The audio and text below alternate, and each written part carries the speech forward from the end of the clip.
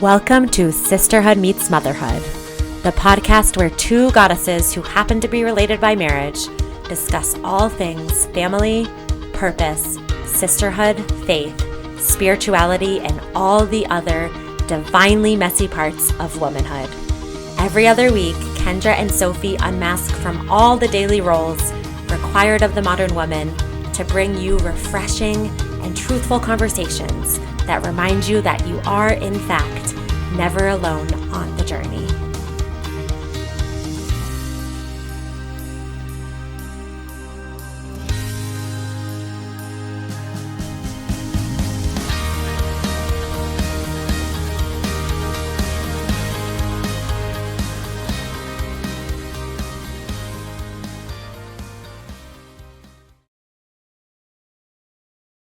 Episode 4. Hello, hello. This episode is titled Motherhood Will Change You. And today, Kendra and I are going to share the ways that stepping into a role of mother has shifted who we are. We each have our own relationship with it, and I'm just really excited to dive in. Oh, this is a powerful one. Like just the title of it, so many ways, physically and emotionally, how motherhood will change you. And I think just being open and honest and just having humility in this, because every person listening to this in some aspect has a mother, form to someone. And I think being real about how it does change you is going to make you really feel human and know that you're okay and that we're meeting you here in this place. Totally. And I had even heard from a few men who were listening to our podcast. And I want to say for any men listening that you now get to feel into all the people that play a mother role in your life. And even maybe some of the ways that you mother, like we all have different archetypes that we play out. There's the father archetype, the mother archetype, and they have different energies. And today we're diving into what it means to be a mother. Absolutely. I love that. And it's true. Very, very true for everyone. So before we get started, I want to ask you, Sophie, and this is my favorite part. We just have to really, really focus in on not how you're doing, but how you're being. So how are you being in this moment before we dive into this topic? How am I being? Yeah, this topic it's not as easy as some of the other ones for me because my journey into motherhood was not how I thought it was going to be at all. And there's still a lot of unknown ahead. Becoming a stepmom and then knowing that I'm planning for creating a child of my own. And so it kind of creates this combination of like excitement because we're diving into unknown territory in a lot of ways in this conversation. And there's also some fear because I really care about being a mother in my life and I want to do it well. And I know that it's really easy to get lost in chaos in such a big transition, like becoming a mom. And I So think kind I of can, mixed feelings. yeah, I can meet you in that too. And I think I'm in the same space as you because when this topic came up, it's exciting. I love talking about my birth stories because they're all so unique, which you'll hear about. But at the same time, it does bring this past anxiety from some of the traumatic things I've been through in childbirth and different stuff too. So I would say I'm right there with you, excited, but a little bit fearful and anxious and just real life over here, right? So we're kind of both in the same space as we kick off this episode. And I feel like we should just dive straight into hearing about your birth stories. But I want to say that I spend time with a lot of moms in my practice working with sensitive kids. And I've never heard a mom say, my birth went the way I thought it was going to. I feel like that's part of the initiation is that it doesn't go, nothing goes according to plan. That's part of the messy parts of being a woman. And I was at a friend's baby blessing recently and her doula was there. And it was this beautiful ritual where the women that were there there was a bowl of rose flowers and we were picking them up and putting them in her hands and sharing wishes and blessings with her. And it was like so beautiful. All women of all ages were there. And then the doula stopped everyone and was like, hold on, I need to fix this. And she took the rose petals, it's just in the water. She just threw them over everyone. And she said, this is going to get messy. Like, you're going to get messy. You're going to get messy. You're going to get messy. Like this, having a baby and stepping into motherhood is a messy thing. And you're all a part of it in this woman's community.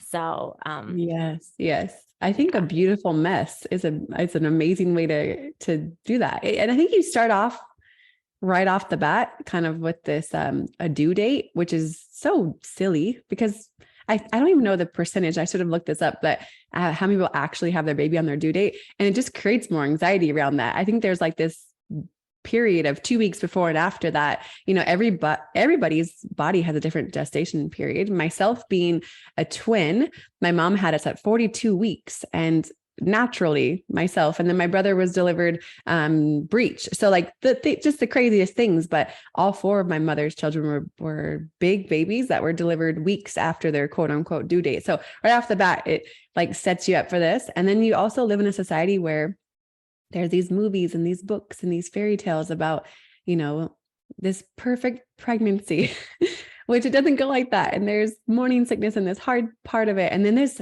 the best way I can explain this. And I do have a YouTube in-depth video on the way that I use natural solutions for pregnancy, birth, and babies that we'll share. But in there, I talk a lot about this roller coaster, the highs and the lows, right? And it's like at one moment you are so excited and it's thrilling and it's like, oh, motherhood. And then literally 5 seconds later, you're scared to death and you're responsible for another human. And how are you going to do this? So I think there's just like holding space for those moments.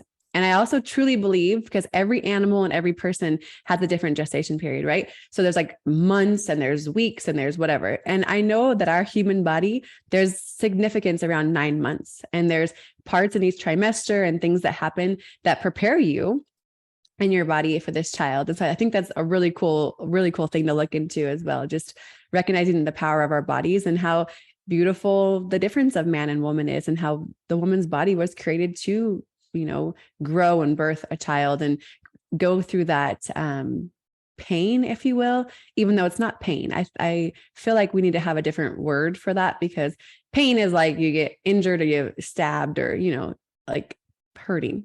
Whereas the beautiful almost flow of this very intenseness during delivery is such a different, powerful thing that our bodies were made to do. So, do you want me to tell you real quick about the 3 kind of? Yeah. Tell us like the rundown of each, and also especially the first, what was it like to become just Kendra to Kendra mom of a child? And then also Yes. Kendra mom of 2, and then Kendra mom of a full house. Yes. I will say right off the bat, like I was one of those little girls who I was raised with 3 brothers. I had an incredible mom and grandma figure who were very loving. So growing up, I could not wait to be a mom. I always wanted to be a mother, and I knew I'd have a lot of kids. And so I think that's maybe not everyone can resonate with that. Some women maybe don't want children or didn't have that. And so I will tell you right off the bat, I wanted to have babies and I loved that. I was always a nanny or a babysitter or, everything to do with little babies I loved. And so when I met my husband, he lost his parents when he was younger, and he had a very close relationship with his father. And so he wanted more than ever to have children right off the bat as well. So we connected on that right away, that we wanted to have babies right off the bat. And so sitting here now, living in a culture in Spain where we're 35 and 33, and we have 3 children. Our oldest turns 11 this weekend.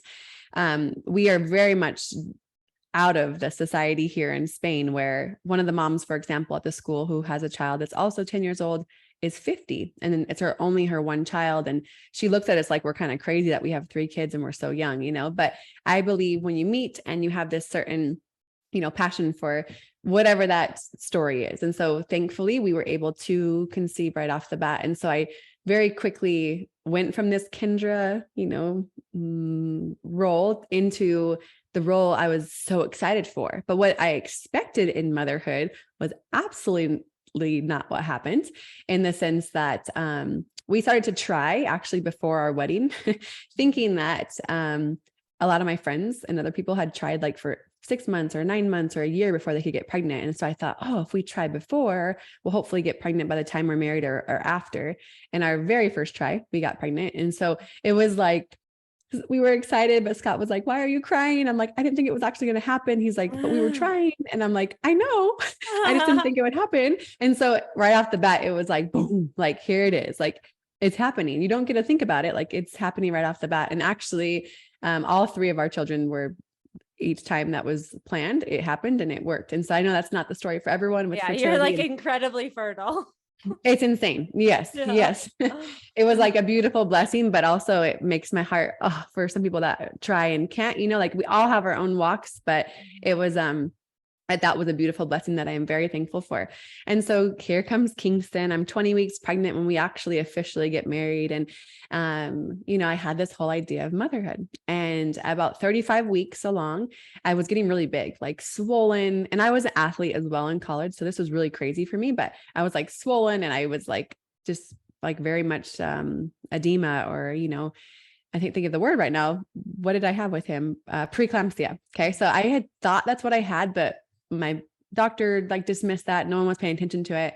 And so sure enough, we got to go visit the hospital and do like our little walk around. And the next day, thank God we went that day before for our tour, because the next day I woke up with these side pains that were just awful.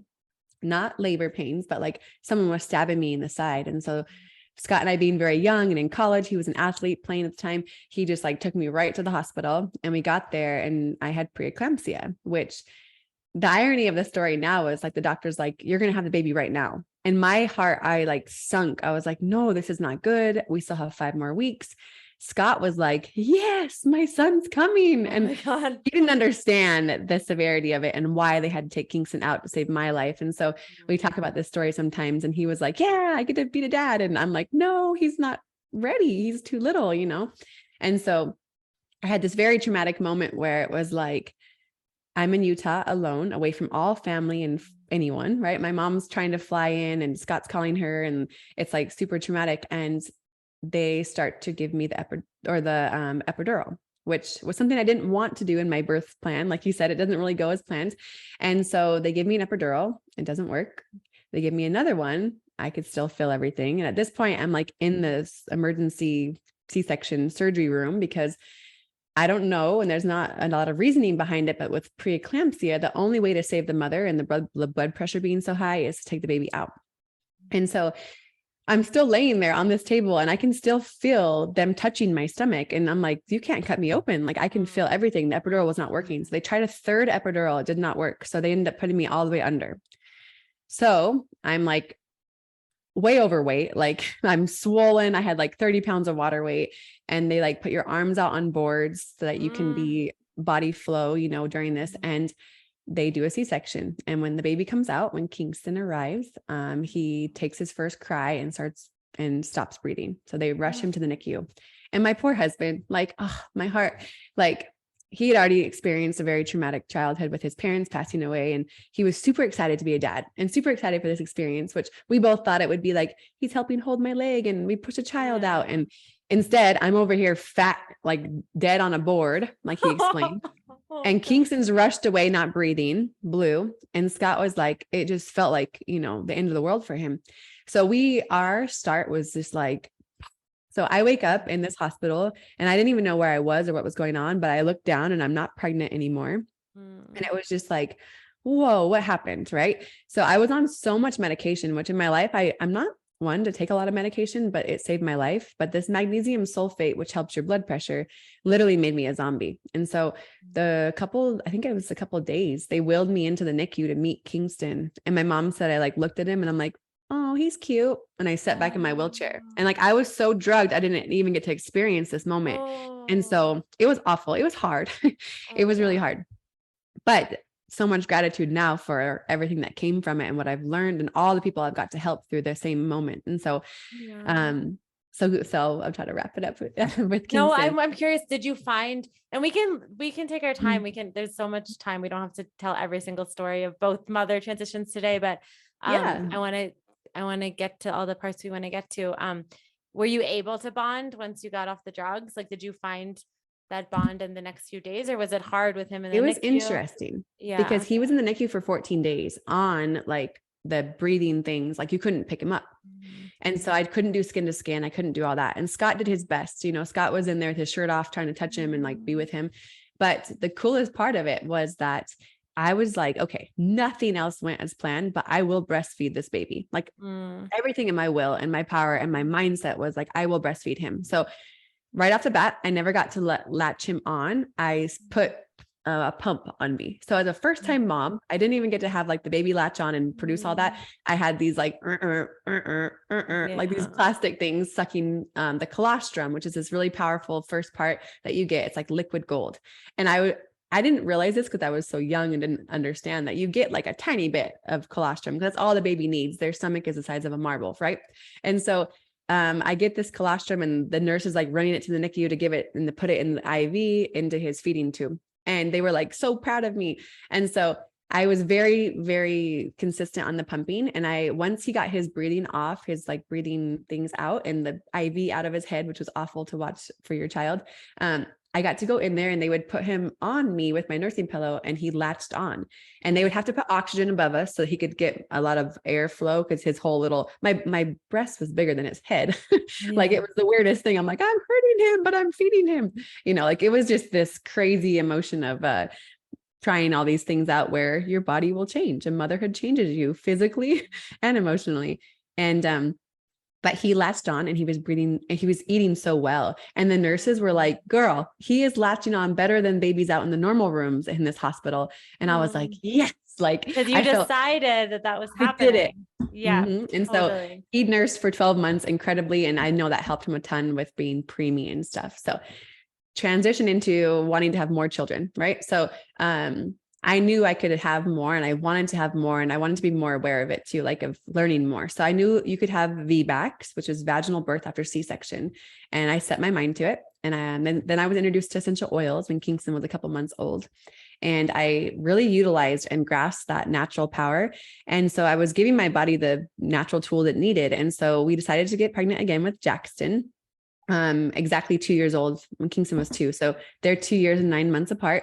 And Jackson's birth experience, if I could, like Kingston's to wrap up, was like unknown and chaos and anxiety. And Jackson's was like empowered and I was in control. And I had a vaginal birth after C-section, no medicine, no epidural, no anything, which there's a time and place that saved my life. But I also was like so thankful. Like I literally gave birth to him. And I was up walking around 30 minutes later, which is a whole different recovery than having your, C-section and everything cut. And so it was just so empowering. And I was able to like ground into that. And so I had the best of both like experiences because I literally almost lost my life and I had a baby in the NICU and all this to this chunky, fat, little healthy baby that came out full term who was just nursing and we're walking around and my body felt amazing. So it was really cool. And then comes the third, right? And so I'm like, oh, this will be simple. Like this won't be hard. And Bryson, he's a little, we all know Bryson. So it very much made sense that his birth, if I could explain it, was more of like going with the flow because everything I had planned going into this with all of my expertise and knowledge of having a C-section and having a vaginal C-section or like a vaginal birth, like a VBAC, kind of went out the window because he was stuck at a 6 for literally 20 hours. I feel like I was in there and it got to the point where like the midwife was like, we have to do an epidural. Something has to, we have to let your body, something happened. And so I had to get over the fear of epidurals, which I didn't trust or believe because of my first experience. And I was able to use the epidural, sleep for about an hour, woke up and I was at a 10. It was enough to like calm my body to get his head in the right position. And I was still able to feel everything and have him naturally as a VBAC. So I got the third one was a mix of the first two, right? Like Eastern and Western medicine using all the things full circle. And so in this whole transitioning into motherhood to wrap up is that it's not going to go as you plan. But you have to go with the flow and you have to very much know that the universe and your higher power and your body knows what it's doing. And even though like you sit here as a mom and you're like, I don't know how to nurse or I don't know how to do this. These instincts come to you that you're like, and you do something, you're like, I just did that. How did I do that? I didn't know how to do that. Like I've never had a baby before. And it's like the most powerful thing ever that these, our womanly, like our motherly being Mhm. that is given to us is powerful. So don't give up on that, and don't try to do it all yourself. Like, let that flow. So, Totally. Oh my gosh, these stories are so good. And so many things. First of all, yes to the female intuition. And mm, women have been doing this for so long before they mhm. had blogs and apps and all the things. And so I just so believe in the power of connecting with yourself again so that you can hear the subtle cues of what needs to happen. But a theme that I hear, and I have another little story about it, is that as you became a mom, you just met the moment. Like I imagine you Yeah. found strength and resiliency in protection of these little amazing kids that are yours that you never even knew you had. Oh And yeah. the thread through all of those stories is like you just met the moment and you didn't get stuck in what should have been or could have been. And when it didn't go how you thought it was like, well, I'm going to breastfeed. Hmm. And not to say that that has to happen, but we also talked in the last episode. It makes so much sense hearing the stories in greater detail now. Like Kingston, your oldest, he's a little bit more like, I got it, I'm good. There's Hmm. also there's a lot of theory around birth order, and some of Oh, these patterns fit absolutely. in perfectly. And then Jackson is like so touchy feely, like he's like you. It makes so much sense that he was right there with you in the hospital, like so connected Hmm. right away. And then Bryson's pretty stubborn. He's like, I'm gonna make it a little Oh, bit tricky. very much. You know, it's Yeah. funny you say that. Like, Jackson came out, they put him on my chest, which I didn't get to do skin to skin with Kingston, right? So I was like, oh, and I like looked down, and he's like looking for the nipple. Like within literally 5 seconds, like we would call him Fat Jack's snacks. Like we called Yeah. him, because he just right away wanted to eat. So yeah, there was like, you're right. There very much, I think it's the birth order as well as your birth story, right? Like, I think you've talked about this, like your experience. And I read about this as well, like a C-section versus a vaginal birth, how that changes just the biome of your body as well. And so it's powerful. It's cool. And there's like this beauty of just being present in the moment, but also knowing that, like, gosh, I'm thankful for technology. I'm thankful for doctors. They saved my life. You know, they saved my son's life, but there's also this beautiful intuition with the Totally. baby. And by the third one, I actually learned about hypnobirthing, which was really cool. And in that, real quick, one thing that was so powerful that I was like, duh, like every mom wants to like control when the baby's coming. In America, they're scheduling C-sections, you're doing this, or, you know, you're taking castor oil and trying to get them out. But the baby actually releases the hormone to start labor. Like it's their show. Like It's they know when child it's led. time. Yeah. Yeah. Like they're, if that last couple hours they needed to be in there was for this last little thing to develop, or this last whatever it is in them, like they're running the show. And so connecting with them in that, like it's about them too. And it's a Yeah. very, you know, it's a very traumatic experience for them to come from that warm, safe place to like this crazy world that we live in. So it's a beautiful thing. The transition is there, and it's so powerful. I could say so much about the importance of letting kids have experience, kids have, of letting kids have experiences of leading. Mm-hmm. Like that's basically the basis of play therapy. That's really healing for kids, is letting them lead the play. And I get a lot of kids in my practice who have been through birth trauma, like maybe getting stuck in the canal or Oh yeah. popping out. And I wish I had a video on some of their sessions because they literally play it out to make sense of it. I have a tunnel, like Wow. a play tunnel, and I don't prompt it. Kids who I've talked to their parents, and this is kind of the issue, 9 times out of 10, they'll say, let's get the tunnel out, and they'll want to work through it.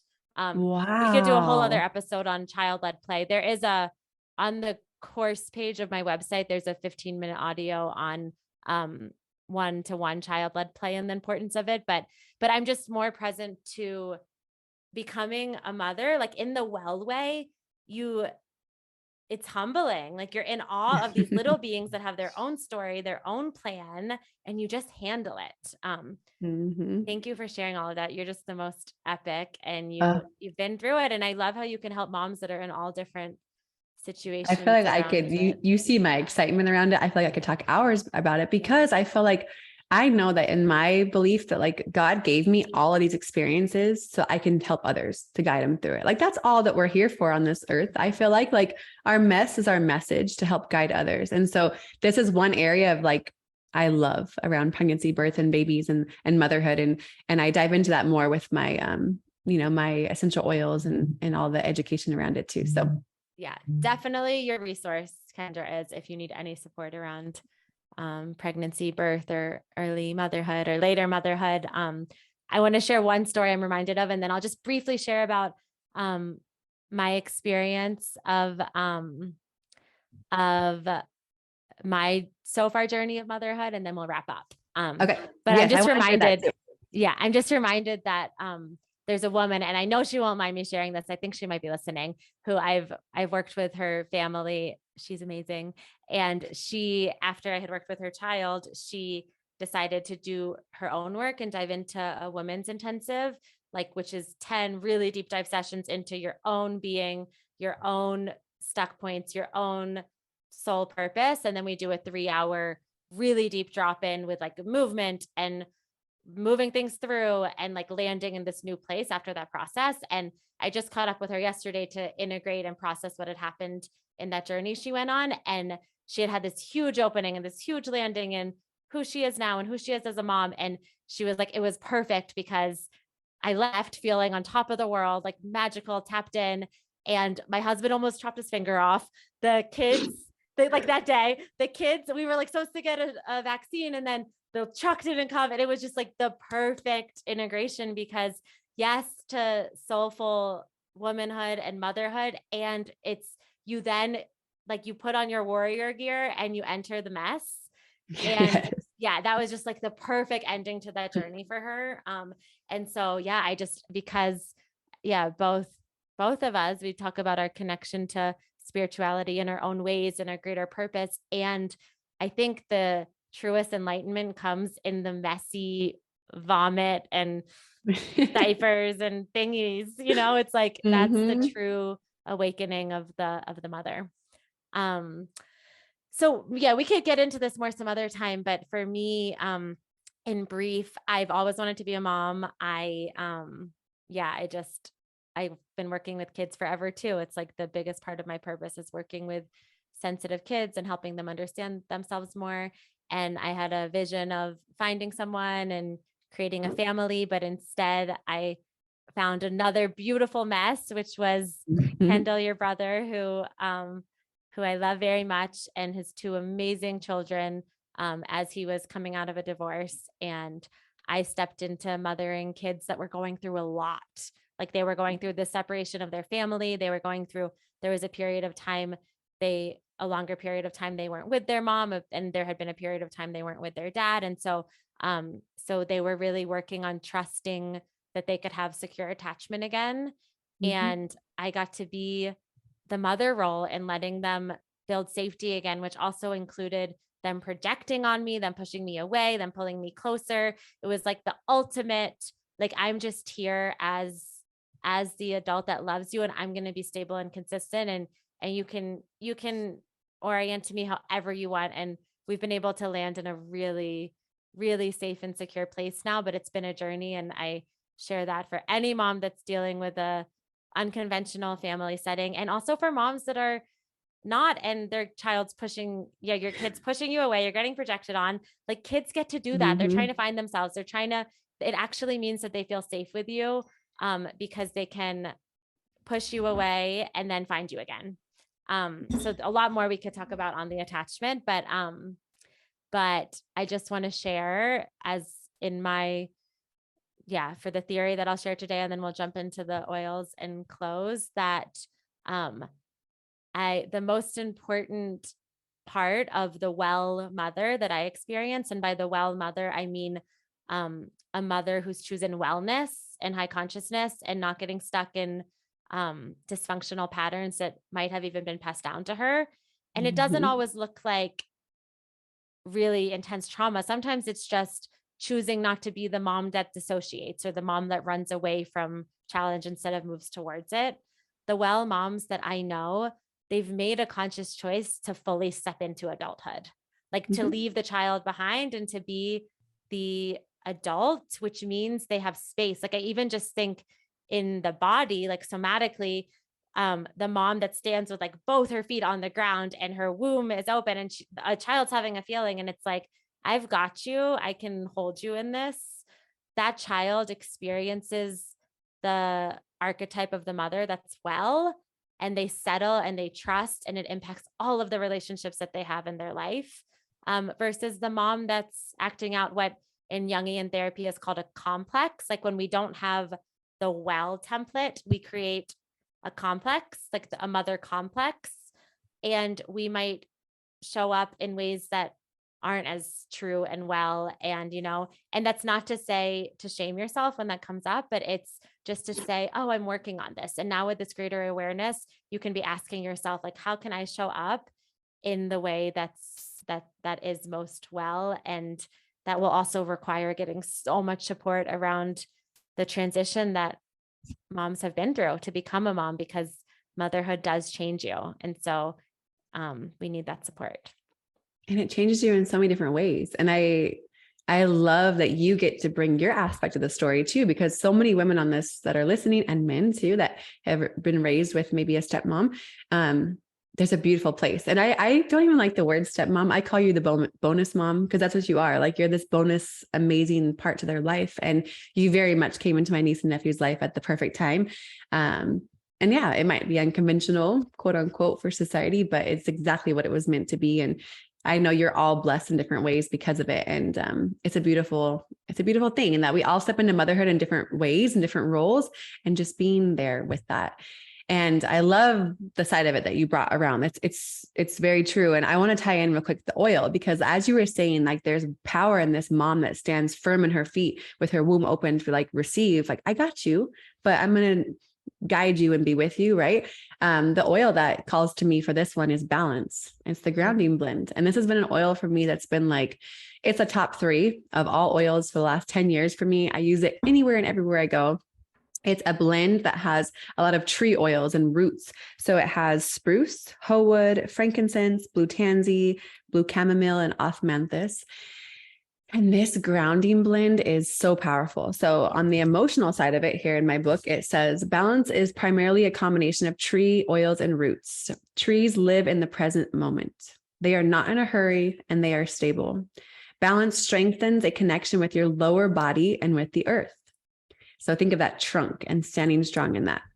These connections are especially important when our upper facilities have been overused due to excessive thinking, speaking, or even spiritual activity. And so much goes on in our brain, in our heart, in our gut, right? That really digging into that trunk is so important. Balance teaches all to ground their energy and to manifest their vision with patience of a tree.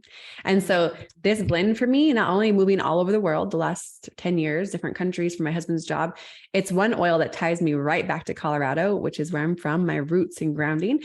And just as a mom, I've brought this into all places and experiences, whether it's, new exciting things or pregnancy or, doctor's appointments or things with kids that are scary and hard. It really helps to ground you in that moment. So I know Sophie loves balance as well. It's just this beautiful grounding blend, and we had to tie it in for today. But yeah, let me just say, balance is amazing. It just literally smells so good. I use it all the time, and I had balance in my toolbox well before I knew Kendra or even what doTERRA was. I just found myself this one, and I'm just like actually obsessed with it. It's really, I have the roller ball too. It's just all the time. So awesome for definitely kids too, don't die without smelling balance. That's something I highly suggest. Okay. So this has been a good one. Kendra, thank you for sharing your story. And it's time to close. So Kendra, how can you lead more with your heart this week or until next time? I know this was the theme of the last episode, but gratitude. I think diving back into the birth stories, it reminds me of how far I've come, and I'm here, and my kids are healthy and with me. And yeah, even the moment those experiences were so traumatic and hard and even empowering for some of the births, but gratitude for what I've learned during my journey of motherhood. And although it's the messiest, craziest thing I've ever done, it's also the most beautiful thing. And I have so much gratitude for my womanhood, and just like having the female to be present in that. Yeah. What about yourself? Such a resource, just your presence. Like when I hear your voice, oh, thank you. I remember like that I got this, and I can be grateful. For me, I really want to read something short too. I've been working on which archetypes make up me, especially in my business and in family. And the one that I've been working on actually is the well mama. And I wrote a few sentences on who she is. And an archetype is universal. So anyone can take this on. And so, yeah, I invite you to take the parts that feel true. I use the word spirituality. So if that word doesn't land for you, let it be connection or let it be nature, let it be God. But for me, that word just encompasses. So I just want to close with, for me to lead with my heart, it's like remembering the bigger picture archetype, not the everyday icky stuff. So the well mama, she is nourishment. She is resource to nourish herself and her children. She is committed to staying well and resourced and breaking from generational or ancestral wounded parts. She emanates wellness, which includes embracing all the messy parts of womanhood. She is leading her own movement that of other moms that do not give up on their deep connection to source in order to tend to their children, but instead channel lessons from motherhood into their own connection and uses their connection and spirituality to support them in their journey that is parenting. And that's for everyone, because we're each leading our own movement. Like we're each leading our own movement of other parents, of friends, and we're all leaders for each other. So I hope that we can be well and nourished. And when it does get messy, we get to resource ourselves to show up in that strong, grounded, feet on the ground, balanced stance. Absolutely. Thank you all for listening. Until next time. Until Bye. next time.